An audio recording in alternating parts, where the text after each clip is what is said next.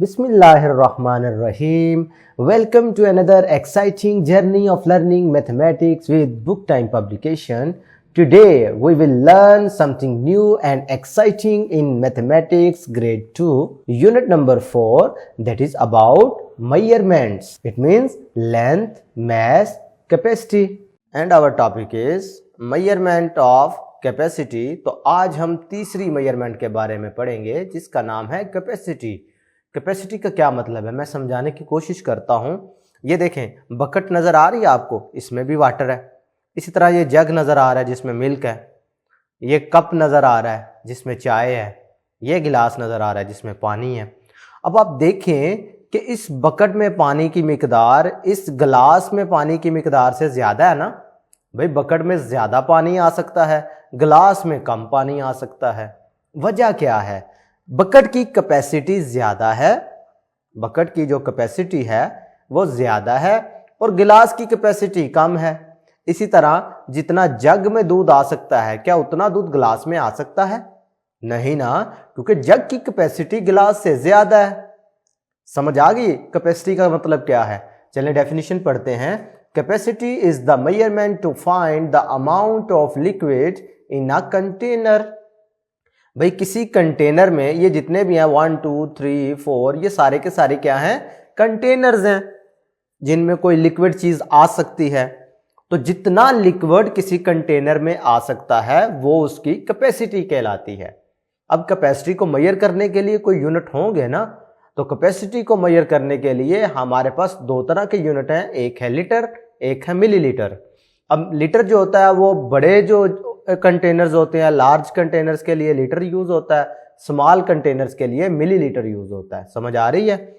इसी तरह लीटर को डिनोट करने के लिए इस एल या ये वाले एल का इस्तेमाल किया जाता है, मिलीलीटर को ml या इस तरह से ml लगा के डिनोट किया जाता है। ठीक है जी, ये आपने याद रखनी है। इसी तरीके से ये मैंने आपको एग्जांपल दी है ये तमाम कंटेनर्स की जिसमें डिफरेंट किस्म का लिक्विड जो है आप भर सकते हैं और इनकी कैपेसिटी भी डिफरेंट है। ठीक है, अगर आपको इस तरह की छोटी कंटेनर्स की में मेजर करनी पड़े तो क्या यूज़ करेंगे? ml।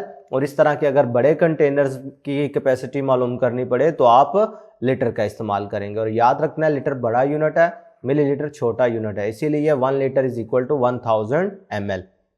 अब ये इस एग्जांपल में अगर आप देखें तो tick the objects whose quantity of liquid measured in millilitre. भाई आपने उन ऑब्जेक्ट पे टिक करना है जिनको मिलीलीटर में मेजर किया जाता है और उनको क्रॉस लगाना है जिनको लीटर्स में मेजर किया जाता है। तो ये देखें, ये आपको बॉक्स नज़र आ रहा है, छोटा सा बॉक्स है दूध का।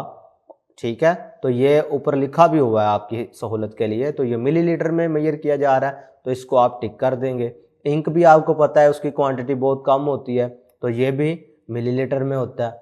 इसी तरीके से अब ये छोटी सी बोतल आपको नज़र आ रही है तो ये भी क्या है? मिलीलीटर में। इसी तरीके से ये अगर आप देखो तो ये छोटी बोतल है ना, अगर बड़े वाली बोतल होती तो ये मैं लीटर में मेजर करता, लेकिन ये बिल्कुल छोटी सी बोतल है तो ये लीटर मिलीलीटर्स में मेजर होगी। अब ये बकेट की अगर बात करो तो ये बहुत बड़ी होती है, इसमें पानी की मिकदार ज़्यादा आ सकती है तो ये लीटर में मेजर होगा, इसलिए हम इस पर क्रॉस लगा देते हैं। इसी तरह अगर ये इस गिलास की बात करें तो ये भी इसमें थोड़ा सा पानी आता है इसलिए ये भी मिलीलीटर में मेजर होती है। जग में क्योंकि ज़्यादा पानी आ सकता है, देखे ना एक जग में तकरीबन 4 से 5 गिलास पानी आ जाता है, तो इसका मतलब है अगर ये मिलीलीटर में मेजर हो रहा है तो ये जग वाला लीटर में मेजर होगा, लिहाजा इस पर हम क्रॉस लगा देते हैं। अब इसी तरीके से चाय के कप की बात करें तो इसमें थोड़ी सी चाय आती है ना, तो इसका मतलब है ये एक स्मॉल कंटेनर है तो ये भी मिलीलीटर में मेजर किया जाएगा। क्लियर है? तो प्यारे बच्चों, आज के वीडियो लेक्चर में हमने सीखा कि कैपेसिटी का मतलब क्या होता है और फिर हमने ये भी सीखा कि छोटे कंटेनर्स की कैपेसिटी के लिए हम ml यूज़ करते हैं यानी मिलीलीटर, और बड़े जो होते हैं कंटेनर्स उनके लिए लीटर्स यूज़ करते हैं। ठीक है, ये यूनिट है कैपेसिटी को मेजर करने के लिए। आज के लिए इतना ही, फिर मुलाकात होगी नेक्स्ट वीडियो में। अल्लाह हाफिज़।